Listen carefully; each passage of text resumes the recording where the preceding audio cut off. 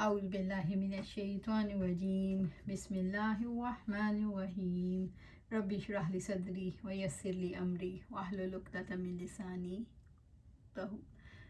یفقہوا قولی رب اشرح لی صدری ویسر لی امری واحلل عقدۃ من لسانی یفقہوا قولی۔ ہم نے دیکھنا ہے گلے کی بیماری کا علاج۔ حضرت قیس رضی اللہ تعالیٰ عنہ نے بیان کیا کہ میں اپنے ایک لڑکے کو لے کر آپ صلی اللہ علیہ وسلم کی خدمت میں حاضر ہوئی۔ میں نے اس کی ناک میں بتی ڈالی تھی، اس کا حلق دبایا تھا کیونکہ اس کو گلے کی بیماری ہو گئی تھی۔ آپ صلی اللہ علیہ وسلم نے فرمایا، تم اپنے بچوں کو انگلی سے حلق دبا کر کیوں تکلیف دیتی ہو؟ یہ عود ہندی لو، اس میں 7 بیماریوں کی شفا ہے۔ ان میں سے ایک ذات الجنب پسلی کا ورم بھی ہے۔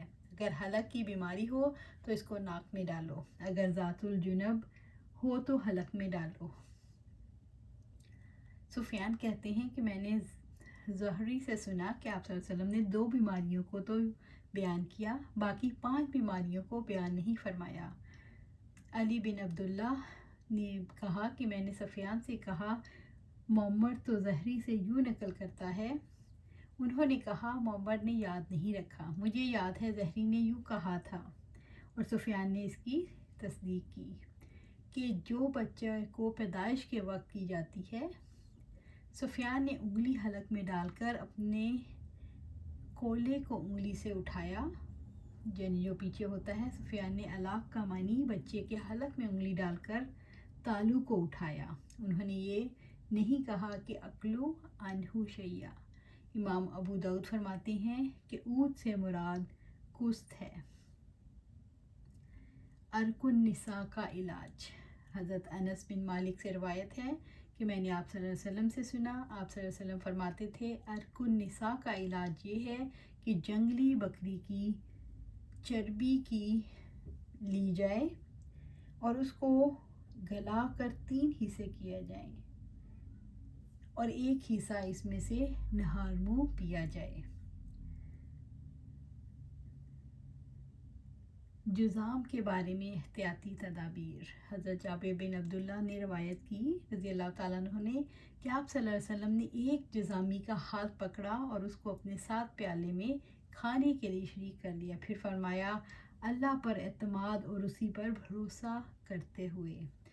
حضرت ابن عباس رضی اللہ تعالیٰ عنہ سے روایت ہے کہ آپ صلی اللہ علیہ وسلم نے فرمایا، جذامیوں کی طرف برابر مت دیکھے جاؤ، یعنی کہ ان کو ایسے نہ دیکھو کہ ان کو عجیب لگتا ہے جب ہم اسٹیئر کرتے ہیں۔ شرید کی اولاد میں ایک شخص تھا، اس کا نام عمرو تھا۔ اس سے روایت ہے کہ ثقیف کے قاصدوں میں ایک شخص جذامی تھا۔ آپ صلی اللہ علیہ وسلم نے اس کو کہلا بھیجا، لوٹ جاؤ، ہم نے تجھ سے بیعت کر لی۔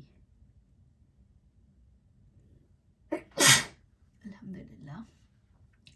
حضرت ابو ہریرہ رضی اللہ تعالیٰ سے سنا گیا کہ انہوں نے بیان کیا کہ آپ صلی اللہ علیہ وسلم نے فرمایا، چھوت لگنا، بشگونی لینا، الو کا منحوس ہونا اور سفر کا منحوس ہونا، یہ سب لو خیالات ہیں، البتہ جذامی شخص ایسے بھاگتا رہ جیسا کہ شیر سے بھاگتا ہے۔ ذات الجنب یعنی نمونیے کا علاج۔ حضرت زید بن ارقم رضی اللہ تعالیٰ عنہ سے روایت ہے کہ رسول اللہ صلی اللہ علیہ وسلم ذات الجنب میں زیتون کے تیل اور ورس سے علاج کرنے کی تعریف فرماتے تھے۔ وہ ذات الجنب کی شکایت میں اسے حلق میں ٹپکایا کرتے تھے، یعنی قتادہ رحمۃ اللہ علیہ نے کہا کہ وہ ذات الجنب کی شکایت میں اسے حلق سے ٹپکایا کرتے تھے، زیتون کا تیل۔ یہ نمونیے کا علاج ہے۔ ابو عبداللہ کہتے ہیں کہ میں نے حضرت زید بن ارقم رضی اللہ تعالیٰ عنہ سے سنا، وہ فرماتے تھے کہ آپ صلی اللہ علیہ وسلم نے ہمیں ذات الجنب میں یعنی نمونیا ہونے میں قسط بحری اور زیتون کے تیل سے علاج کرنے کا حکم دیا۔ حضرت زید بن ارقم رضی اللہ تعالیٰ عنہ سے روایت ہے کہ آپ صلی اللہ علیہ وسلم نے نمونیا میں اس نسخہ کی تعریف کی۔ ورس ایک گھاس ہے، زرد خوشبودار، اور کرس یعنی عود ہندی، اور زیتون کا تیل کہ اس کا لدود کیا جائے، یعنی کہ اس کو مل کے کیا جائے، اس کو لگایا جائے، یہ ساری چیزیں ملا کے اس کو لگایا جائے۔ حضرت قیس بنت محسن رضی اللہ تعالیٰ عنہ نے بیان کیا کہ آپ صلی اللہ علیہ وسلم نے فرمایا، لازم کر لو اس عود ہندی کو یعنی کست کو، اس میں 7 بیماریوں سے شفا ہے، ان میں سے ایک ذات الجنب نمونیا بھی ہے۔ ابن سبان کی روایت میں یوں ہے، اس لیے کہ اس میں شفا ہے 7 بیماریوں سے، جن میں سے ایک ذات الجنب ہے۔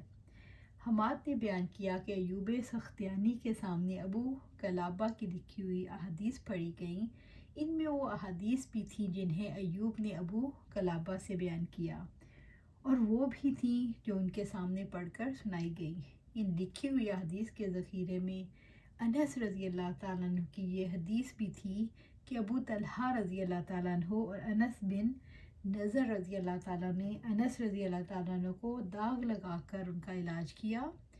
ابو طلحہ نے رضی اللہ تعالیٰ نے ان کو خود اپنے ہاتھ سے داغا تھا، اور عباد بن منصور نے بیان کیا، ان سے ایوب نے، ان سے ابو قلابہ نے، اور ان سے انس بن مالک نے، کہ آپ صلی اللہ علیہ وسلم نے قبیلہ انصار کے بعض گھرانوں کو زہریلے جانوروں کے کاٹنے اور کان کی تکلیف میں جھاڑنے کی اجازت دی تھی۔ تو انس رضی اللہ تعالیٰ نے بیان کیا کہ آپ صلی اللہ علیہ وسلم نے قبیلہ انصار کے بعض گھرانوں کو زہریلے جانوروں کے کاٹنے اور کان کی تکلیف میں جھاڑنے کی اجازت دی تھی۔ انس رضی اللہ تعالیٰ نے بیان کیا کہ ذات الجنب کی بیماری میں مجھے داغا گیا تھا آپ صلی اللہ علیہ وسلم کی زندگی میں، اور اس وقت ابو طلحہ، انس بن نظر اور زید بن ثابت رضی اللہ تعالیٰ عنہ موجود تھے، اور ابو طلحہ رضی اللہ تعالیٰ عنہ نے مجھے داغا تھا۔ دبلے پن کا علاج۔ ہشام بن عروہ کے والد حضرت عائشہ رضی اللہ تعالیٰ عنہ سے روایت کرتے ہیں، انہوں نے فرمایا، میری والدہ نے چاہا کہ میں فربا موٹی ہو جاؤں کیونکہ مجھے آپ صلی اللہ علیہ وسلم کے پاس جانا تھا۔ انہوں نے تمام قسم کی تدابیر اختیار کر لیں لیکن میں فربا نہ ہوئی، یہاں تک کہ انہوں نے مجھ کو تازہ کھجور کے ساتھ ککڑی ملا کر کھلانا شروع کی، تو میں بہتر طریقے سے فربا یعنی اچھی صحت کی ہو گئی۔ گھبراہٹ اور نیند کے اچاٹ ہونے کا علاج۔ حضرت عمر بن شعیب اپنے والد اور اپنے دادا عبداللہ بن عمر بن العاص رضی اللہ تعالیٰ عنہ سے روایت کرتے ہیں کہ آپ صلی اللہ علیہ وسلم ان کو گھبراہٹ کے لیے کلمات سکھاتے تھے، میں اللہ تعالیٰ کے تمام کلمات کے ساتھ پناہ مانگتا ہوں، اس کے غصے سے اور اس کے بندوں کے شر سے اور شیاطین کے وسوسوں سے اور ان کے شیاطین کے میرے پاس آنے سے۔ عبداللہ بن عمر رضی اللہ تعالیٰ عنہ نے اپنے صاحبزادوں کو میں سے جو عقل و شعور کی حد تک پہنچے اس کو یہ دعا سکھا دیا کرتے تھے، اور جو ہوشیار نہ ہوتے اس کے گلے میں یہ دعا تحریر فرما کر لٹکا دیتے۔ حضرت ابو قتادہ رضی اللہ تعالیٰ عنہ سے روایت ہے، انہوں نے کہا، میں نے آپ صلی اللہ علیہ وسلم سے سنا، آپ صلی اللہ علیہ وسلم نے فرمایا، بے شک اچھا خواب اللہ کی طرف سے ہوتا ہے، اور حلم برا خواب جس میں گھبراہٹ ہو شیطان کی طرف سے ہوتا ہے۔ اس لیے جب تم میں سے کوئی شخص کوئی ایسا خواب دیکھے جو برا ہو تو جاگتے ہی 3 مرتبہ بائیں طرف تھو تھو کرے اور اس خواب کی برائی سے اللہ تعالیٰ کی پناہ مانگے، اس طرح خواب کا اسے نقصان نہیں ہوگا۔ ابو سلمہ نے کہا، پہلے کوئی خواب مجھ پر پہاڑ سے بھی زیادہ بھاری ہوتا تھا، جب سے میں نے یہ حدیث سنی اور اس پر عمل کرنے لگا اب مجھے کوئی پرواہ نہیں ہوتی۔ سبحان اللہ۔ طاعون کے بارے میں احتیاطیں۔ حضرت انس بن مالک رضی اللہ تعالیٰ نے پوچھا، یحییٰ بن سرین کا کس بیماری میں انتقال ہوا تھا؟ انہوں نے کہا، طاعون میں۔ بیان کیا کہ آپ صلی اللہ علیہ وسلم نے فرمایا، طاعون ہر مسلمان کے لیے شہادت ہے۔ حضرت ابو ہریرہ رضی اللہ تعالیٰ عنہ سے روایت ہے کہ آپ صلی اللہ علیہ وسلم نے فرمایا، پیٹ کی بیماری میں یعنی حیضہ سے مرنے والا شہید ہے، اور طاعون کی بیماری میں مرنے والا شہید ہے۔ حضرت ابو ہریرہ رضی اللہ تعالیٰ عنہ سے روایت ہے کہ آپ صلی اللہ علیہ وسلم نے فرمایا، مدینہ منورہ میں دجال داخل نہیں ہو سکے گا اور نہ طاعون آ سکے گا۔ حضرت عبد الرحمن بن عوف رضی اللہ تعالیٰ عنہ نے کہا کہ آپ صلی اللہ علیہ وسلم نے فرمایا، جب تم وبا کے متعلق سنو کہ وہ کسی جگہ ہے تو وہاں نہ جاؤ، اور جب یہ کسی ایسی جگہ پھوٹ پڑے جہاں تم موجود ہو تو وہاں سے بھی مت بھاگو۔ وبا میں طاعون، حیضہ وغیرہ سب داخل ہے۔ اسامہ بن زید سے سنا، وہ سعد رضی اللہ تعالیٰ عنہ سے بیان کرتے تھے کہ کہ آپ صلی اللہ علیہ وسلم نے فرمایا جب تم سن لو کہ کسی جگہ طاعون کی وبا پھیل رہی ہے تو وہاں مت جاؤ، لیکن جب کسی جگہ یہ وبا پھوٹ پڑے اور تم وہیں موجود ہو تو اس جگہ سے نکلو بھی مت۔ حبیب بن ابی ثابت نے بیان کیا کہ میں نے ابراہیم بن سعد سے کہا تم نے خود یہ حدیث اسامہ رضی اللہ تعالیٰ عنہ سے سنی ہے؟ انہوں نے سعد رضی اللہ تعالیٰ عنہ سے بیان کیا اور انہوں نے اس کا انکار نہیں کیا، فرمایا کہ ہاں۔ حضرت ابن عباس رضی اللہ تعالیٰ عنہ نے بیان کیا کہ حضرت عمر بن خطاب رضی اللہ تعالیٰ عنہ شام تشریف لے جا رہے تھے۔ جب آپ رضی اللہ تعالیٰ عنہ مقام سرخ پر پہنچے تو آپ رضی اللہ تعالیٰ عنہ کی ملاقات فوجوں کے امراء حضرت ابو عبیدہ بن جراح سے ہوئی، تو آپ رضی اللہ تعالیٰ عنہ کے ساتھیوں سے ہوئی۔ ان لوگوں نے امیر المومنین کو بتایا کہ طاعون کی وبا شام میں پھوٹ پڑی ہے۔ حضرت ابن عباس رضی اللہ تعالیٰ عنہ نے بیان کیا کہ اس پر حضرت عمر رضی اللہ تعالیٰ عنہ نے کہا میرے پاس مہاجرین اولین کو بلا لاؤ۔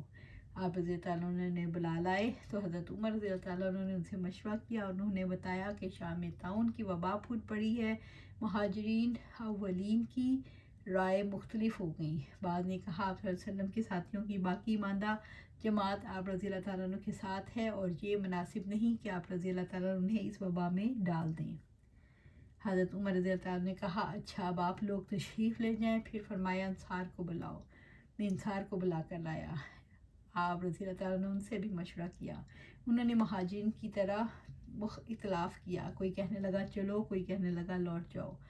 امیر المومنین نے فرمایا یہاں جو قریش کے بوڑھے ہیں جو فتح مکہ کے وقت اسلام قبول کر کے مدینہ آئے تھے انہیں بلا لاؤ۔ میں انہیں بلا لایا۔ ان میں کوئی اختلاف رائے پیدا نہیں ہوا، سب نے کہا ہمارا خیال ہے کہ آپ رضی اللہ تعالیٰ لوگوں کو ساتھ لے کر واپس لوٹ چلیں اور وبائی ملک میں لوگوں کو لے کر نہ جائیں۔ یہ سنتے ہی حضرت عمر نے لوگوں میں اعلان کر دیا کہ میں صبح کو اونٹ پر سوار ہو کر واپس مدینہ منورہ لوٹ جاؤں گا، تم لوگ بھی واپس چلو۔ صبح کو ایسا ہی ہوا۔ حضرت ابو عبیدہ بن جراح رضی اللہ تعالیٰ نے کہا کہ اللہ کی تقدیر سے فرار کیا جائے گا۔ حضرت عمر رضی اللہ تعالیٰ نے کہا کاش یہ بات کسی اور نے کہی ہوتی۔ ہاں ہم اللہ کی تقدیر سے فرار اختیار کر رہے ہیں، لیکن اللہ ہی کی تقدیر کی طرف۔ کیا تمہارے پاس اونٹ ہوں اور تم انہیں لے کر کسی ایسی وادی میں جاؤ جس کے دو کنارے ہوں، ایک سرسبز و شاداب اور دوسرا خشک؟ کیا یہ واقعہ نہیں کہ اگر تم سرسبز کنارے پر چراؤ گے تو وہ بھی اللہ کی تقدیر سے ہی ہوگا، اور خشک کنارے پر چراؤ گے تو وہ بھی اللہ کی تقدیر سے ہی ہوگا۔ بیان کیا کہ پھر حضرت عبد الرحمن بن عوف رضی اللہ تعالیٰ آ گئے اور وہ اپنی کسی ضرورت کی وجہ سے اس وقت موجود نہیں تھے۔ انہوں نے بتایا کہ میرے پاس مسئلے سے تعلق ایک علم ہے۔